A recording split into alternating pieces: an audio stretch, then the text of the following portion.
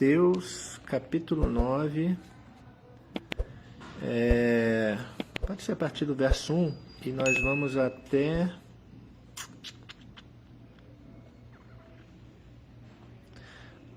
o verso 17, beleza? Do 1 ao 17. Deixa eu... Mais uma vez eu vou ler porque está gravando, então acho que fica melhor até para a gravação, tá? Entrando Jesus num barco, passou para o outro lado e foi para a sua própria cidade. A própria cidade aqui, só uma observação, não é Nazaré ou Belém, é Cafarnaum, né? Que era a sede do ministério dele, vamos dizer assim. Ele era da Assembleia de Deus, Ministério Cafarnaum. Traduzindo para a linguagem atual. E eis que lhe trouxeram um paralítico deitado num leito. Vendo-lhes a fé, Jesus disse ao paralítico: tem bom ânimo, filho, estão perdoados os teus pecados. Mas alguns escribas diziam consigo: este blasfema. Jesus, porém, conhecendo-lhes os pensamentos, disse: por que cogitais o mal no vosso coração? Pois qual é mais fácil dizer: estão perdoados os teus pecados, ou dizer: levanta-te e anda? Ora, para que saibais que o Filho do Homem tem sobre a terra autoridade para perdoar pecados, disse então ao paralítico: levanta-te, toma o teu leito e vai para a tua casa. E levantando-se, partiu para a sua casa. Vendo isso, as multidões, possuídas de temor, glorificaram a Deus, que dera tal autoridade aos homens. Partindo dali, viu um homem chamado Mateus sentado na coletoria e disse-lhe: segue-me. Ele se levantou e o seguiu. E sucedeu que, estando ele em casa, à mesa, muitos publicanos e pecadores vieram e tomaram lugares com Jesus e seus discípulos. Ora, vendo isso, os fariseus perguntavam aos discípulos: por que come o vosso mestre com os publicanos e pecadores? Mas Jesus, ouvindo, disse: os sãos não precisam de médicos, sim os doentes. Ide, porém, e aprendei o que significa: misericórdia quero e não holocaustos. Não vim chamar justos, e sim pecadores. Aí tem alguns textos que completam ao arrependimento. Vieram depois os discípulos de João e lhe perguntaram: por que jejuamos nós e os fariseus muitas vezes, e teus discípulos não jejuam? Respondeu-lhe Jesus: podem acaso estar tristes os convidados para o casamento, enquanto o noivo está com eles? Dias virão, contudo, em que lhes será tirado o noivo, e nesses dias hão de jejuar. Ninguém, aí aqui no 16 e 17, né, é o foco dessa mensagem de hoje, tá? Ninguém põe remendo de pano novo em veste velha, porque o remendo tira parte da veste e fica maior a rotura. Nem se põe vinho novo em odres velhos, do contrário, rompe-se os odres, derrama-se o vinho e os odres se perdem. Mas põe-se vinho novo em odres novos, e ambos se conservam. Amém? Então vamos voltar aqui, né? O que está acontecendo um pouquinho antes dessa leitura que a gente fez hoje, né? Isso aqui é uma outra palavra que eu também separei para dar em outro momento, mas eu posso até me remontar a ela um pouco aqui, né? Jesus, ele está fazendo muitos prodígios, né? E aí alguns homens chegam para ele com a intenção de segui-lo, né? Lá no capítulo 8, né? Tem um escriba que chega e fala assim: mestre, eu vou te seguir onde é que você for. Aí Jesus fala assim: olha, as raposas têm seus covis, as aves dos céus têm os seus ninhos, mas o filho do homem não tem onde reclinar a cabeça, né? É no capítulo 8, versos 18 até o 20, né? Por que essa mensagem aqui ela é impactante? Porque ele está no meio dos prodígios ministeriais dele, né? Aí chega um cara e fala assim: eu vou te seguir. E aí, Jesus, sendo muito perspicaz, né? Ele resolve alertar o cara sobre a consequência de andar com ele. Essa é a questão, entendeu? Semana passada eu tive, não vou entrar na particularidade da coisa, né? Mas eu tive uma conversa com o Arcelino e outra com o Ferreira, né? O Ferreira que está sentado aqui não vai me deixar mentir, sobre consequências de andar comigo. Cara, você é Jesus, né? Não, se eu ando com Cristo, eu ando com Cristo. Pessoal, olha só, eu tenho poucas convicções na vida, mas algumas são bem ferrenhas. E uma é que Jesus é Deus. 2, que a Bíblia é a palavra de Deus. 3, que o cristianismo é a verdade. A gente podia sentar aqui um dia, talvez um dia eu faça isso, eu sento aqui e falo, pode perguntar se quiser. E aí, porque às vezes o cara tem dúvidas, não, mas por quê? Por que o senhor acha que isso é verdade? Por que você acha que Jesus é Deus? O que o senhor falaria? A gente pode até um dia fazer uma experiência dessa. Mas eu tenho essas convicções aqui, eu tenho por vários motivos. Por reflexão filosófica, por reflexão teológica, por reflexão acadêmica, por pesquisa arqueológica, por mitológica, porque, assim, eu sou nerd desde que eu me conheço por gente. Então, quando eu era pequeno, eu não jogava bola, eu não soltava pipa, eu não fazia nada disso. Então, o tempo que eu não estava fazendo essas coisas, eu estava lendo. Então, eu fui alimentando, como Paulo, eu fui alimentando minha alma, meu coração e minha mente com coisas, buscando Deus. Eu sempre tive uma sede de Deus. Eu não reconheci isso naquela época. Depois que eu me converti, que eu falei, cara, eu tinha uma sede. E essa sede não era saciada. E eu buscava em vários lugares. Depois que eu me converti, Deus pegou essas coisas e Ele deu foco para elas. Você não sabia isso tudo aqui de mitologia egípcia? Isso aqui vai servir para você argumentar com um cara que é esoterista. Você não sabia isso tudo aqui sobre muçulmano, né, sobre o islamismo? Isso aqui vai servir para um dia você precisar falar com o muçulmano. Né? Você não estudava filosofia, né? Para Platão e Aristóteles? Olha, cara, um dia que você vai falar com um ateu, você vai falar em termos filosóficos, não teológicos. E por aí vai, tudo tem uma utilidade. Tá? Foi a mesma coisa que quando ele deu o testemunho aqui na semana, antes de eu ir para o curso, não foi? Você deu aquele testemunho sobre a questão do teu passado e como Deus te libertou do vício, né? E aí, para quem está ouvindo aqui o áudio, é o Machado, que está sentado aqui. Né? E aí, o Machado deu esse testemunho, e eu me lembro, não sei se aquele dia estava sendo gravado isso ou não, mas vai ficar gravado agora, né? Eu lembro de ter virado para você e falado assim, olha, Deus pegou a sua experiência pregressa e agora Ele vai dar sentido a ela. Ou seja, nada é desperdiçado, Deus não desperdiça nada. Tá? Ou seja, Ele pegou Paulo, que era um perseguidor do cristianismo, mas Paulo tinha um zelo, e segundo, ele tinha todo um conhecimento religioso, filosófico, acadêmico, chame como quiser, né? Ou, na verdade, são das 3 áreas, realmente. E Deus pegou aquilo ali e usou ele. Com base naquilo ali, ele pegou o evangelho. Então, tudo tem um seu sentido, né? Então, aqui Jesus ele tá falando, né, para uma pessoa que tinha uma bagagem, era um escriba. Ou seja, ele tinha conhecimento das escrituras, ele trabalhava em prol do sistema. E ele fala assim, vou seguir.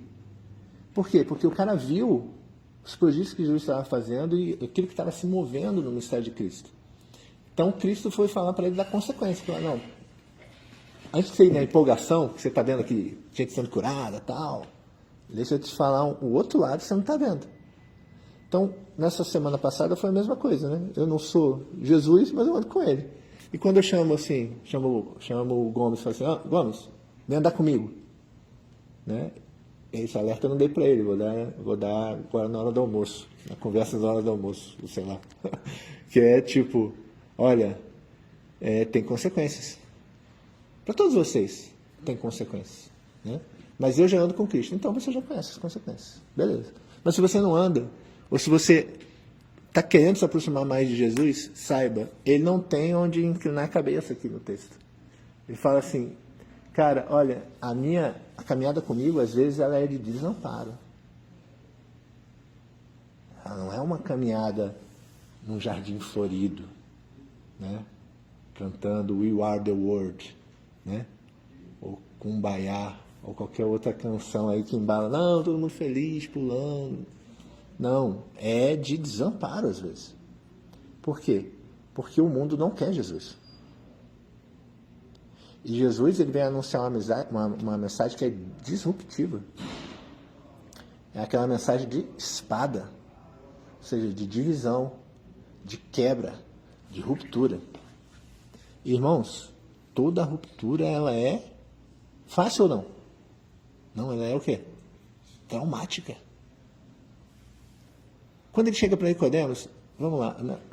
Deus está me guiando para uma outra coisa que talvez eu não consiga nem falar o que eu queria falar, que é... a gente continua amanhã lá na Diref.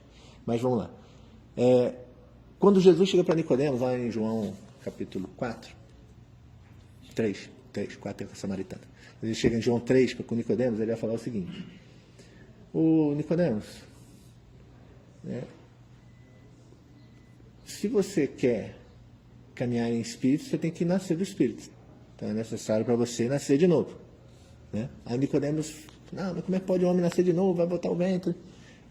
Olhando para quê? O olhar dele era o quê? Aqui, imediato, né? E material. E Cristo está falando de coisas espirituais. Aí Jesus até repreende, fala, pô, se você que é mestre, você não entende? Eu quero que vocês entendam o seguinte, irmãos.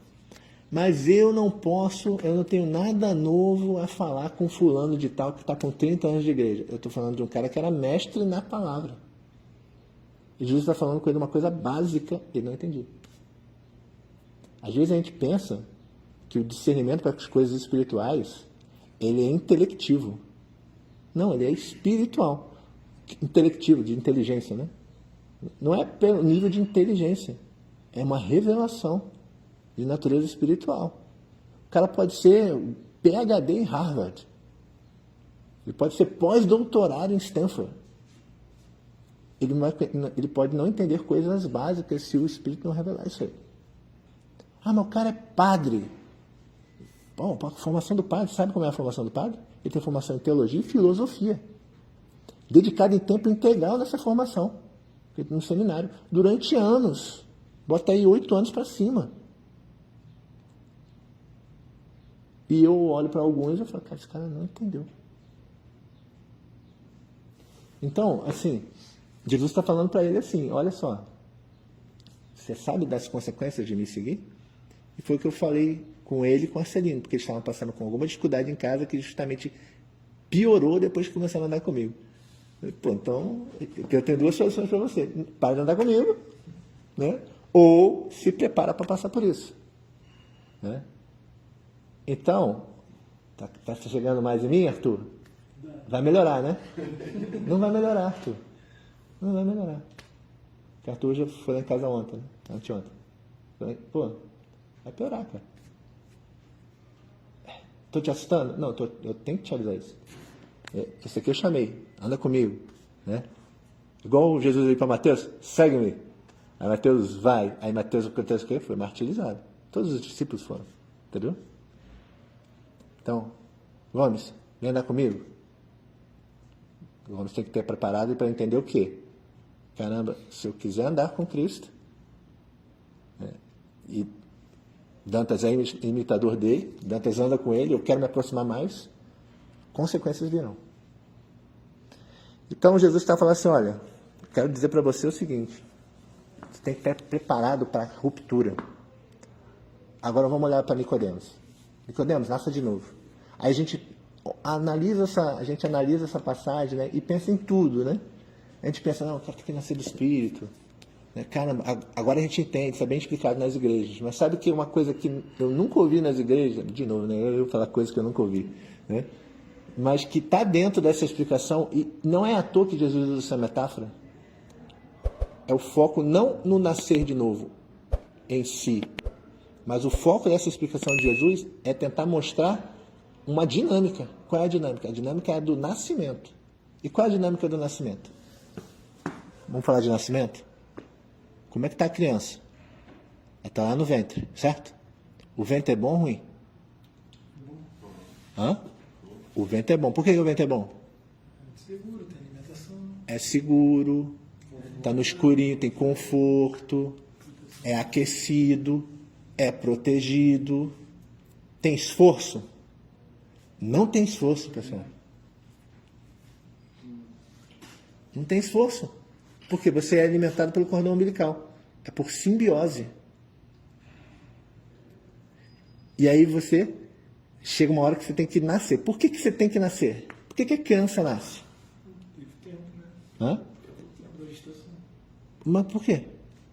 Foi programado dessa forma, né? Não, pensa na prática. Quantos metros você tem? Tem que crescer. Só, olha só. Para continuar dentro do ventre, você tinha que continuar sendo o quê? Pequeno. Tem parte que é Neném. possível, né? Se o neném estiver muito grande. Isso. Então, para sair do ventre, nascer é um processo que leva a uma consequência, que é o que? Crescimento. A motivação do nascimento é continuar no quê? No crescimento. Você cresceu até um limite. Aquele ambiente, aquele universo ali do ventre, ele não te comporta mais. E aí você é obrigado a nascer. Se você não nascer, você não cresce. A opção de não nascer é não crescer. No caso de uma maternidade normal, não é só não crescer, é morrer. Agora comecem a entender o seguinte, tem uma ligação íntima com a questão que eu disse que seria o foco dessa palavra, mas eu acho que eu não consigo chegar nela, porque eu estou gastando um tempo maior aqui. Mas é que o Espírito Santo está me levando a falar isso. Tem a ver com costurar o pano novo no pano velho. Tem a ver com botar o vinho novo no odre velho. Ruptura. Mudança de paradigma.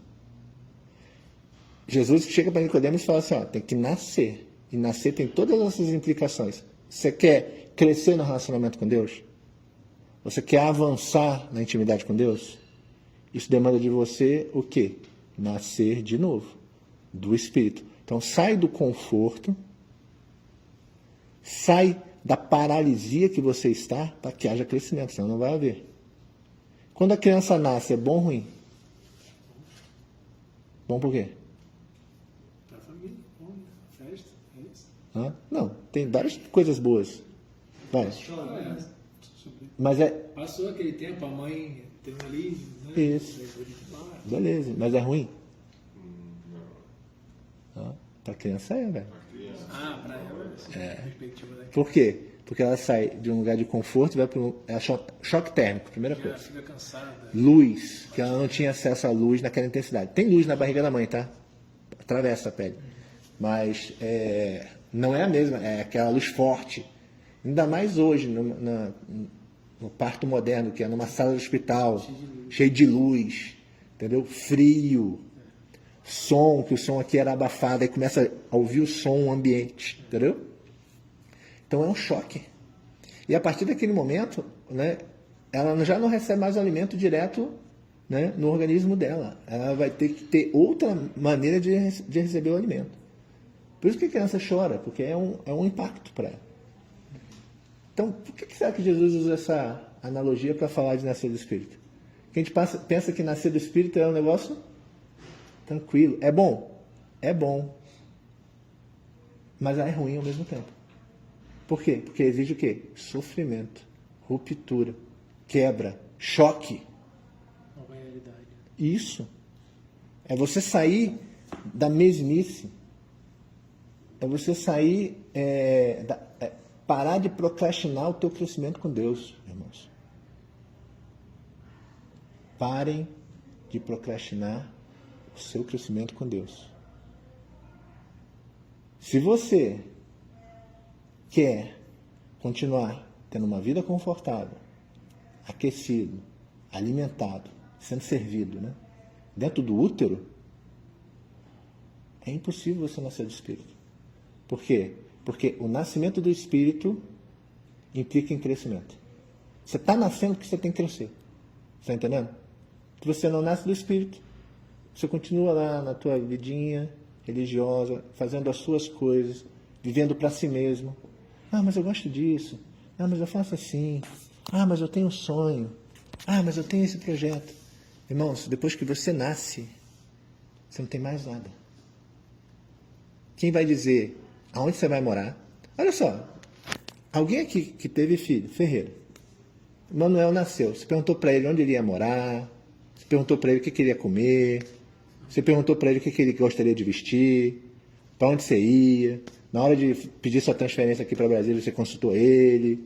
Então, irmãos, vocês estão entendendo o que eu estou falando? Nascimento tem toda essa série de consequências. Até que vai chegar um ponto, olha só como é que é a questão, né? Você nasceu no Espírito, aí você vai crescendo em graça, no Espírito, né? Até que vai chegar um ponto da maioridade espiritual. Quando você chega na maioridade espiritual, você tem que ser o quê? Cristo. E aí seria o ponto em que Deus poderia chegar e perguntar, aí, o que você quer comer? O que você quer vestir? Né? Só que tudo isso que Deus faria com você, qual seria a tua resposta? Eu quero o que o Senhor quer. Percebe qual é a dinâmica? Então, se você nasceu do Espírito, irmão, você não tem mais nada. E aí a minha pergunta é, e eu não estou sendo arrogante na pergunta não, né? Porque eu vou fazer ela na terceira pessoa, né? Por que você continua planejando as coisas para você? Por que você continua traçando o rumo da tua vida segundo a tua vontade? Por que você continua trabalhando em busca de satisfação pessoal? Por que você continua vivendo para si mesmo? Você é um bebê que não quer nascer. E aí o bebê que não quer nascer, ele não cresce. E é fadado ao quê? Morte. É isso. Então, tem consequência nascer do Espírito? Tem. É isso que Jesus está falando para o cara aqui. Olha, tem consequência, tem desdobramento, tem desamparo, tem luta, tem quebra, tem disrupção. Não se iluda achando que você só vai viver as benesses. Isso não é o Evangelho. E aí vem um outro e fala assim, né? E outro discípulo diz, Senhor, permita-me ir primeiro sepultar meu pai. Aí Jesus fala, segue-me e deixe os mortos sepultarem os seus mortos. Aqui não é tipo, meu pai acabou de morrer, o caixão está ali, deixa eu ir ali enterrar ele. Não. Eu quero honrar meus pais. Então, eu vou ficar aqui em casa, andando com ele, vivendo com ele, até ele morrer. Quando ele morrer e eu resolver as coisas de casa, eu sigo o Senhor. Isso vai ao encontro, não é de encontro, a quando Cristo diz, um pouquinho, dentro desse mesmo contexto, acho que um pouquinho antes, mãe, irmãos, chegam para procurar e falam, quem é minha mãe, quem são meus irmãos? Ah, então eu não posso honrar pai e mãe. É a mesma coisa, eu vim trazer a espada, né? Não vim trazer a paz no sentido que vai ficar tudo harmônico, funcionando harmonicamente, eu vim trazer a espada, né? Inclusive na série The Chosen, no capítulo 2 do episódio, da temporada 4, tem esse diálogo com essa interpretação, que eu achei muito correta. Quando ele fala, vim trazer a espada, ele fala, mas eu não tenho que honrar pai e mãe, né? E aí Jesus fala exatamente isso. Não, se você não ama mais os seus pais do que ama a mim, você não é digno de mim. O que ele está dizendo? Olha, se os seus pais não honram a Deus, eles não seguem a Deus, eles não corroboram o caminho do Evangelho, a honra para eles não é você ceder às vontades deles. É você mostrar a eles que tem o quê? Outro caminho. É você mostrar a eles que tem um caminho maior, que leva à vida e não à morte. Ah, estou honrando meu pai, você está acompanhando ele até o precipício para ele se jogar. Isso não é honrar pai e mãe. Essa é a questão. Honrar pai e mãe é você mostrar para ele não caminho para o precipício. E às vezes isso exige o quê? Tomada de posição. Mas eu não vou tomar posição, porque eu não quero o quê? Eu não quero ruptura. Ah, eu não quero briga em casa. Irmãos, conflito é inevitável se você toma posição. Conflito é inevitável se você toma posição. Por quê? Porque quando você toma posição, você toma partido. Você toma partido, você é, e outras coisas passam a não ser. Aqui é uma linguagem filosófica, tá? De Heráclito. Quem é, quem não é, não é. Eu já falei, acho que uma vez isso aqui, o pessoal ficou com a interrogação na cabeça. Mas isso aqui é profundamente verdadeiro, filosoficamente, parece simples, mas não é. Tipo, se você é de Jesus, tanto que tem uma outra parte que ele fala assim, aqui mesmo, dentro desse contexto, ou está no 9, ou no 10, ou no 11, alguma coisa assim. Ele fala, ó, quem não está comigo, ele é contra. Quem não ajunta, espalha. Não tem um meio termo nisso. Não tem um meio termo. A posição que nós tomamos acaba fazendo divisão entre luz e trevas. Então Jesus está falando assim, olha, se você coloca outras prioridades antes de mim, você não consegue andar comigo. Se você busca, se você não está pronto para a ruptura, você não consegue andar comigo. São essas duas mensagens que ele está dando aqui. Aí passa, ele acaba a tempestade, ele encontra os endemoniados de Gadara, né? E aí entra aqui, né, no capítulo... E aí entra aqui no capítulo 9, onde acontece essa cena do paralítico, né? Tem uma outra passagem que diz, acho que é em Lucas que fala um pouco mais de detalhes, que eles sobem no telhado, que eles descem, aqui ele vai direto ao ponto, né? Qual é direto ao ponto? Os caras levam um paralítico para ele. E aí ele olha para a cena, né? Olha para ele e fala assim, olha, seus pecados são perdoados. Eu já vi várias pregações aqui sobre isso, entendeu? E todas dão essa ênfase, né? De que o que o paralítico precisava? Cura para a doença dele? Também. Mas o que era mais importante? Cura para a alma dele, né? Basicamente é isso. Cura para a alma. E aí, beleza. Só que Jesus conhecia, razoava o coração dos fariseus que estavam lá. Falou assim, isso é blasfêmia. Por quê? Porque só quem pode perdoar os pecados é Deus. Engraçado que vai ter um outro momento que Jesus vai dar essa autoridade à igreja. Ele fala isso textualmente, né? Aquilo que você ligar na terra, você ligar nos céus. Isso. Mas tem uma verdade por trás dessa passagem que a igreja evangélica moderna ela não exercita muito. Mas quando chegar a hora eu vou falar sobre isso. Mas voltando aqui. Aí ele fala... Eles falam, né, só quem pode perdoar, os fariseus, né, só quem pode perdoar é Deus. Aí Jesus, arrazoando o coração deles, né, discernimento espiritual, alguns vão falar onisciência, porque ele é Deus. Eu acho que os atributos de Deus se manifestavam neles pelo Espírito. Por uma série de motivos que eu posso, até algum dia, não vou falar depois, não vou preencher, porque eu não sei se eu consigo cumprir.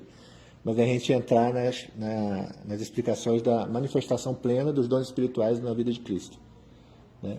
Cristo manifestou ao longo do ministério dele todos os dons de serviço, de Romanos 12, todos os dons espirituais de 1 Coríntios 9, 10, 11, 10, 11 e 12, e todos os dons espirituais ministeriais que estão lá em Efésios. Ele foi pleno em todas as áreas, por isso ele era Deus. Mas movido pelo Espírito. Então, ele conjugava em si a natureza humana e a espiritualidade divina plena. Né? Mas, aqui então ele teve esse discernimento. Eles estão arrazoando o coração sobre o blasfêmio, né? Aí ele faz a fatídica pergunta, né? Por que cogitais o mal, né? Aí ele fala, pois qual é mais fácil dizer? Estão perdoados os teus pecados ou dizer levanta-te e anda? Qual é o primeiro pensamento que a gente tem sobre esse assunto, Arthur? Qual é mais fácil? Mandar um cara andar? Claro. Mais fácil, né? Mais fácil? Ok, essa é a interpretação errada dessa passagem. Irmãos, então, olha só. O que os fariseus estão falando? Eles estão falando assim, quem é o único que pode dizer se seus pecados são perdoados? Deus. Então, qual é o mais fácil? Você dizer para um cara, levanta e anda, ou seus pecados são perdoados? As duas coisas são igualmente difíceis, essa é a questão.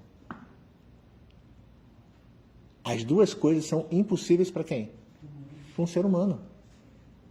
Então, aqui, eu sempre também tive esse olhar assim, até mais fácil você falar para o cara, né? Seus pecados são perdoados, porque não tem efeito. Irmãos, é porque isso nos falta o quê? Fé. Essa é a questão. Nos falta divindade de crer. Isso são palavras jogadas ao vento. Aí realmente é mais fácil. Mas não é o que Jesus está dizendo aqui. Ele está dizendo aqui, cara, olha, você quer ver o que é divindade, tanto é difícil perdoar os pecados, quanto é difícil mandar um paralítico andar. Eu posso fazer as duas coisas, porque eu sou Deus. Ah, mas você falou aí, Dantas, que ele textualmente passou isso à igreja. Por quê? Porque a gente é o quê? O corpo de quem? Desse Deus aqui, cara. Então ele outorgou essa autoridade. Entendeu? Eu, de mim mesmo, é impossível fazer isso. Mas não é para quem? Para ele. E que coisa que ele outorgou? As duas coisas. Eu consigo dizer para um paralítico, levanta e anda, e eu consigo dizer que seus pecados são perdoados. Por quê? Porque você, né, é sinistro. Né? Irmãos, a gente não é bosta nenhuma. Ele é. E porque ele é, a gente é. Esse foi o temor de Davi, quando ele pega com Batseba. E depois ele escreve um salmo. No meio do salmo ele fala assim: não retire de mim o teu espírito. Qual era o maior medo de Davi? Perder Deus. Por quê? Porque eu não sou nada sem Ele. Irmãos, a nossa vida... Eu não vou conseguir chegar lá mesmo. Realmente não vou chegar lá onde eu queria. Mas até aqui está indo bem. A nossa vida, ela é uma boa vida se bem vivida em Deus. Eu já falei várias vezes aqui que o meu livro preferido da Bíblia é o Eclesiastes. Apesar de eu falar muito de Romanos, eu falar muito de Isaías, mas é o Eclesiastes, porque ele tem uma sabedoria prática muito palpável para mim. E a sabedoria prática muito palpável para mim em Eclesiastes, e eu volto lá e releio Eclesiastes. Porque ele diz o quê? Olha, o vinho é bom, ter uma mulher é bom, ter riquezas é bom. A lição final de Eclesiastes é essa, né? Mas essas coisas só são boas em Deus. Porque se não são em Deus, elas são o quê? Vaidade. Vaidade é correr atrás do vento. Então, eu, de forma alguma, nem Jesus, de forma alguma, e nem Deus, de forma alguma, está negando as benesses da vida. A gente fazer uma caminhada numa trilha. Da gente fazer uma viagem legal para uma praia. Da gente cultivar o corpo. Da gente estudar, da gente pedir uma transferência para outro lugar, né? De eu comprar um carro legal, que vai dar conforto. Cara, eu não estou negando nenhuma coisa dessa. Mas a gente tem que lembrar que a gente não tem essas coisas por direito mais. Você nasceu de novo? Então você não é aquela criança sendo guiada por Deus até a maturidade? Então, Ele que vai dizer o que você vai vestir, o que você vai comer, onde você vai morar, o que você vai fazer. A gente está pulando etapas, querendo a gente dizer para Deus o que é. E empurrar para Deus uma agenda que é nossa. A gente tem que lembrar, antes de eu dizer que essas coisas todas são boas em Deus, que é o mesmo Deus que falou assim: eu não tenho onde reclinar a cabeça. Ou seja, o meu ministério que você quer andar comigo, você quer herdar, ele passa pelo desamparo. Por quê? Porque a tua carne, veja bem, não é o teu espírito. A tua carne ela vai se sentir desamparada. Quando Deus virar para você e falar, vai você e falar assim: abra a mão da facilidade de ter um celular. Abra a mão. Eu já falei para várias pessoas, né? Eu não tenho rede social. Tenho WhatsApp. Então eu tenho, né? Na prática eu tenho. Eu não tenho muitas redes sociais. Eu tenho só duas: WhatsApp e YouTube. YouTube porque você pode postar alguma coisa ali, você tem ida e vinda, né? Então, mas o YouTube eu uso mais passivamente, então eu uso mais no modo input do que output. Então, o que tem mais output para mim é o WhatsApp. É porque você não tem, né? Você é legalista. Não, porque eu botei na balança e eu vi que, por exemplo, para eu poder gastar horas orando, para eu poder gastar minha vida estudando, para eu poder ter meia hora por semana para conversar com você, eu não posso, eu tenho que abrir mão de alguma coisa. E na hierarquia divina, Deus, família, trabalho, igreja, né? Eu tenho que pontuar que algumas pessoas se escandalizam com isso, porque eu botei trabalho na frente de igreja, entendeu? Mas e eu posso provar teologicamente que é isso, por causa de Gênesis. Mas vamos lá. Deus, família, trabalho, igreja, sociedade. Olhando para essa ordenação, cara, a mídia social está onde? Sociedade em alguns pontos. Aí você vai dizer assim, mas eu uso para trabalho. Ok, então ela subiu um negócio. Mas o que você está fazendo lá, gastando meia hora, 1 hora por dia é trabalho? Mas eu uso para evangelizar. Ok, mas aquela 1 hora você está evangelizando? Ou você está só passando o feed ali, vendo videozinho de dancinha? Então não me venha com essa desculpa.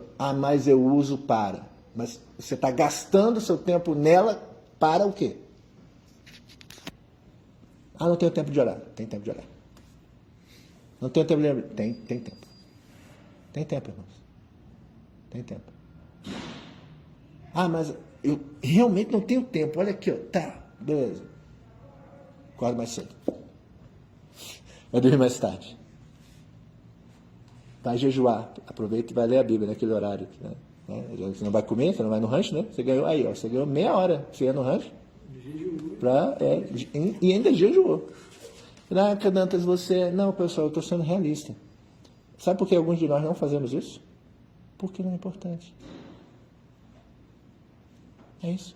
É a mesma reclamação que eu estava fazendo quando eu estava entrando aqui. Por que algumas pessoas não se mobilizam para fazer isso, para fazer aquilo, para se engajar não sei o quê? Porque não é importante, pessoal. É isso. É isso. A igreja que se reúne na minha casa. Toda vez, às vezes, eu tenho que falar para algumas pessoas. Entra lá no grupo e dá o ok se você vai hoje ou não. Cara, quando chega a 10ª vez que você está falando isso, eu vou falar 1 milhão de vezes. Vou continuar falando. Mas na 10ª, eu já estou consciente que talvez aquilo não é importante para aquela pessoa. Então eu já começo a encarar que eu estou de bom grado recebendo aquela pessoa no convívio da minha família para tentar deixar um legado para ela, mas não que ela esteja plenamente engajada naquilo. Então eu vou expulsar essa pessoa. Não vou expulsar. Vai continuar, vou tratar da mesma maneira, vai continuar indo lá, tal, beleza? E eu estou falando... esse que está aqui à minha esquerda, que para quem está ouvindo o áudio, é o Bruno, é o primeiro a entrar e votar lá. Porque ele sabe que eu considero isso importante, entendeu? Mas tem que ser importante para ele, não tem que fazer para me agradar. É a mesma coisa. Né? O Ferreira se compromete toda sexta-feira, ter o tempo ali disponível, mas não tem que ser por legalismo. Tem que ser por entendimento de que você está num processo de crescimento de Deus e em algum momento, né, você quis caminhar ao lado de Cristo. No caso desses 2 que eu citei aqui, e talvez o Arthur futuramente, e vocês estão convidados também, tá?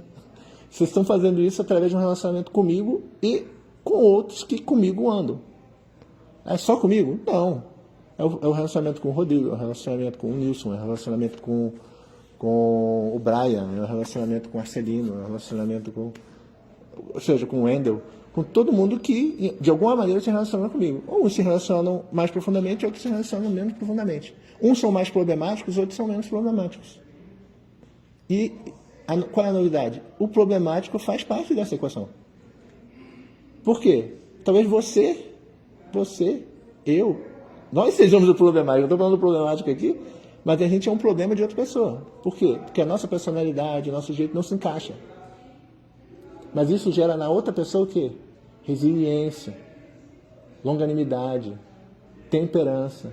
Então, uma igreja onde todo mundo é igual, todo mundo fala do mesmo jeito, todo mundo tem os mesmos valores, ela é menos eficaz em gerar o caráter de Cristo do que a igreja onde há muitas divergências e diferenças.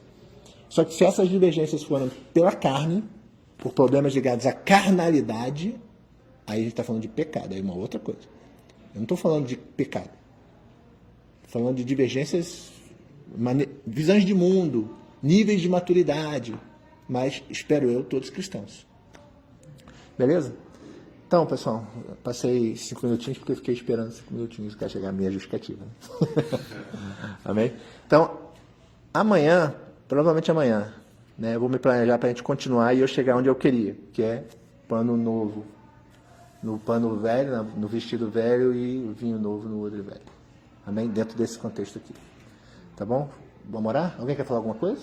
Nossa, eu queria falar justamente que é o que o senhor ainda vai falar, né, dos odres. Aí, então não pode antecipar, então, né, essa pergunta. Spoiler, Guarda pra amanhã. É uma pergunta.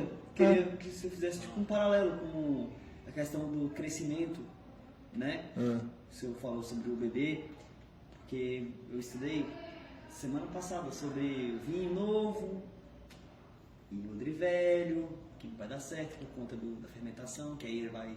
Aí eu fiquei curioso para... Esse aqui tá correto, é isso mesmo. A interpretação... Um paralelo com a questão do nascimento de um bebê. Esse. Essa passagem é isso, o foco, mas tem um segundo lado, uma consequência dessa palavra de Cristo, que a essa também eu nunca ouvi ninguém falar, que é o que eu quero trabalhar com vocês. Eu não quero ir no lugar comum, que eu sei que vocês sabem. Eu sei que vocês sabem, né, que ele está falando ali, né, que o vinho vai fermentar e vai romper o odre. Eu sei que vocês sabem isso. Tá? Todo mundo aqui é uma expressão que eu ouvi uma vez de um oficial general, igrejento. Todo mundo aqui é igrejento, entendeu? Então, como eu. Então, vocês sabem isso. Eu quero ir como a questão do nascimento, né? Quantos tinham ouvido falar isso que eu falei hoje? Do nascimento na passagem de Nicodemos. Então, eu quero ir nesse aspecto. Por quê? Porque Jesus ele não usa uma parábola à toa, pessoal. Tem uma outra passagem que eu quero trabalhar, mas isso é na reunião lá de casa. Deus falou que é lá em casa. Que é sobre o reino, né? Ele vai falar, o reino de Deus é semelhante a isso, o reino de Deus é semelhante a aquilo.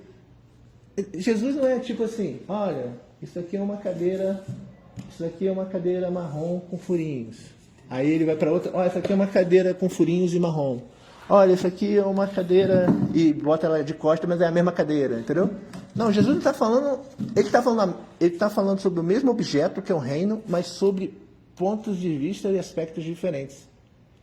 E eu quero que a gente sente e analise esses aspectos do reino que a gente não analisa.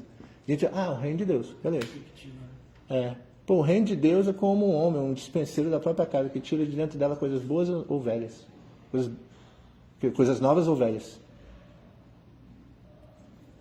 O que isso muda para a tua vida, Arthur? Eu duvido que tenha alguém aqui, eu vou em 99% das igrejas e pergunto assim, tá, e aí, qual é a aplicação prática disso? Qual é a aplicação prática disso? O cara não sabe. Porque ele nunca falou, cara, então Jesus gastou saliva ali, é isso. Aí ele falou um negócio nada a ver. Cara, Jesus falou um negócio que a gente está na Bíblia, é nada a ver? Não, tem uma aplicação naquilo ali. Tem um motivo dele ter falado aquilo. Que ele fala que é igual uma rede que você lança e tais peixes de todo tipo. Que é igual a pérola, que é igual... Tudo isso tem um motivo, pessoal. Tudo isso tem um motivo. A mesma coisa, tem um motivo dele falar que é o pano, que é o odre. Ele usar nascimento, ele podia ter usado uma outra metáfora, mas ele usou a metáfora do nascimento. Por quê? Porque ele estava olhando para todo o contexto do nascimento. Quebra do conforto, mudança de realidade, mudança de status, crescimento, tudo que envolve o nascimento. Mas a gente olha só por um aspecto, né? Não, transformei, houve uma transformação. Cara, pergunta, vai no hospital e assiste um parto. Vê se é simples assim. Não, teve uma transformação. Ele era um neném no útero, agora é um neném fora do útero. Não, cara, parto não é isso. Você jogou fora o objetivo dele usar parto como figura de linguagem. Derramamento de sangue. Cara, é porque, como eu falei, o meu foco não era João. A gente passou por João. Mas você tem que olhar para a Bíblia com esse olhar de riqueza. Infinita riqueza que há nas Escrituras. Amém?